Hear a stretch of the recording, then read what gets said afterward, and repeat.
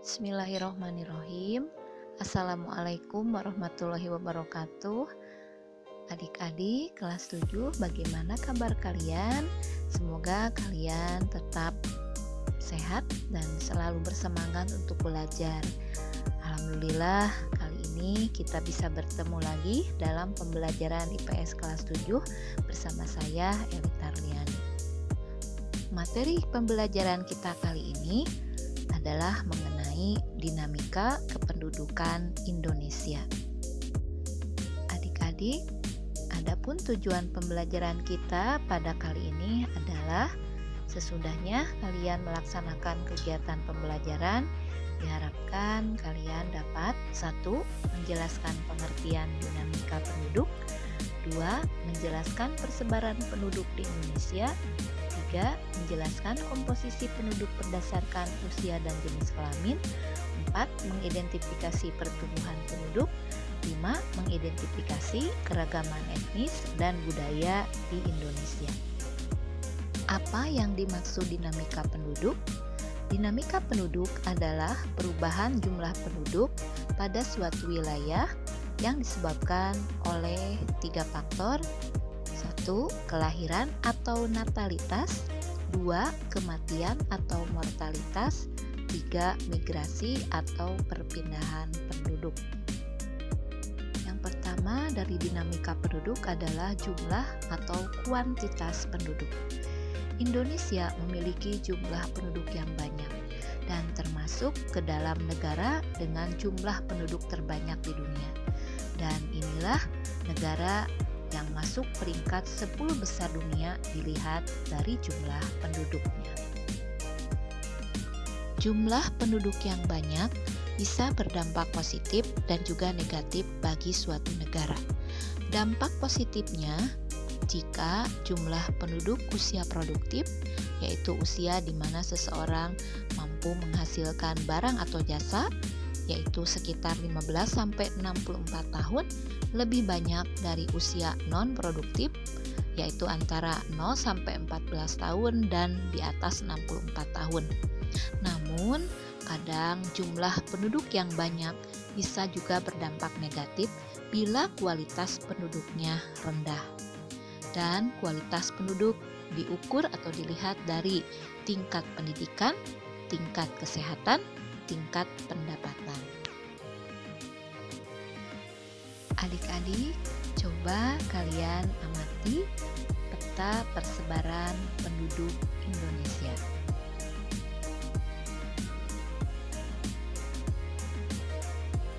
Bila kita amati peta persebaran penduduk Indonesia, ternyata Pulau Jawa itu menjadi pulau terpadat.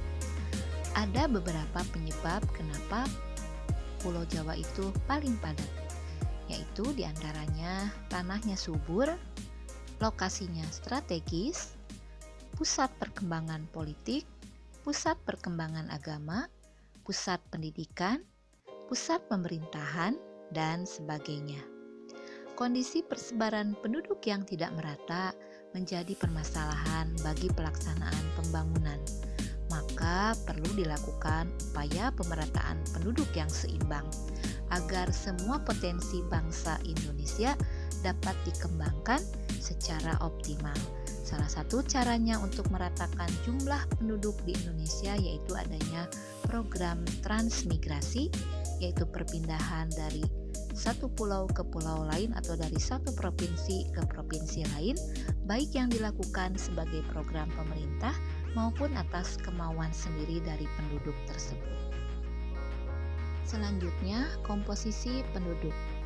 Apa itu komposisi penduduk?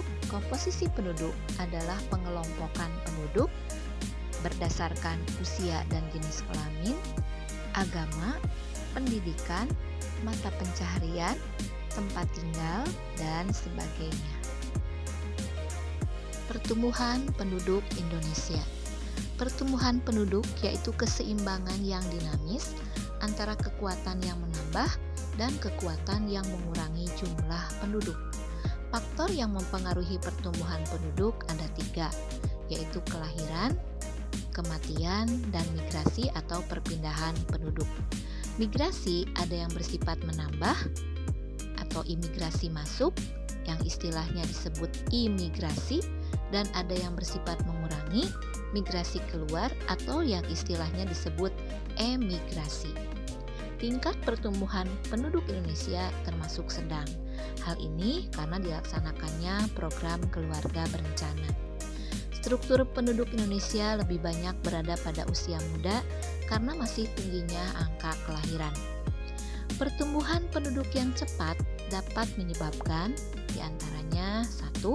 Tingginya angka pengangguran sebagai akibat banyaknya penduduk usia muda. Yang kedua, persebaran penduduk tidak merata. Yang ketiga, angka beban ketergantungan tinggi.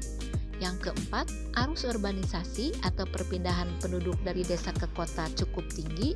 Dan yang kelima, menurunnya kualitas penduduk. Berikutnya, keragaman etnis atau suku bangsa dan budaya Indonesia. Seperti yang sudah kalian ketahui, bahwa masyarakat Indonesia ini sangat beragam suku bangsa atau etnisnya. Ciri suku bangsa diantaranya memiliki kesamaan dari nenek moyang, kebudayaan, bahasa, dan adat istiadat. Dan adapun perbedaan setiap suku bangsa atau etnis di Indonesia, yang pertama bahasa daerah, 2 adat istiadat, 3 sistem kekerabatan, 4 kesenian daerah, dan yang kelima daerah asal. Kehidupan sosial budaya masyarakat Indonesia sangat dipengaruhi oleh faktor lingkungan. Misalnya, masyarakat yang tinggal di daerah pegunungan akan lebih banyak bermata pencaharian di bidang pertanian, sehingga yang berkembang adalah kehidupan sosial budaya masyarakat petani. Atau contoh lain, misalnya masyarakat yang tinggal di daerah pantai, mereka akan lebih banyak bermata pencaharian sebagai nelayan atau pelaut, dan yang berkembang adalah kehidupan nelayan atau pelaut. Keragaman etnis di Indonesia juga bisa dilihat dari beragam kesenian, misalnya dalam bentuk tarian dan nyanyian. Makanya setiap suku bangsa di Indonesia memiliki tarian daerah dan nyanyian daerah yang berbeda. Inilah beberapa contoh keragaman budaya Indonesia. Bisa berupa rumah adat, pakaian adat, atau bisa berupa tarian daerah. Adik-adikku, siswa dan siswi kelas 7, rupanya pembelajaran kita kali ini mengenai materi dinamika penduduk Indonesia kita akhiri dulu sampai sini, dan ada tugas yang harus kalian kerjakan. Silahkan kalian amati 2 gambar berikut ini. Gambar ini adalah mengenai pola pemukiman di kota dan di desa. Sesudah itu silahkan kalian isi tabel pengamatan dari gambar tersebut. Ya, kemudian isilah perbedaan kehidupan di kota dan di desa dilihat dari faktor 1 lingkungan, 2 perekonomian, 3 perumahan, 4 pendidikan, dan 5 keamanan. Terima kasih atas perhatian kalian semua. Semoga kita masih bisa bertemu lagi nanti dalam pembelajaran IPS kelas 7 dengan materi yang berbeda. Wassalamualaikum warahmatullahi wabarakatuh.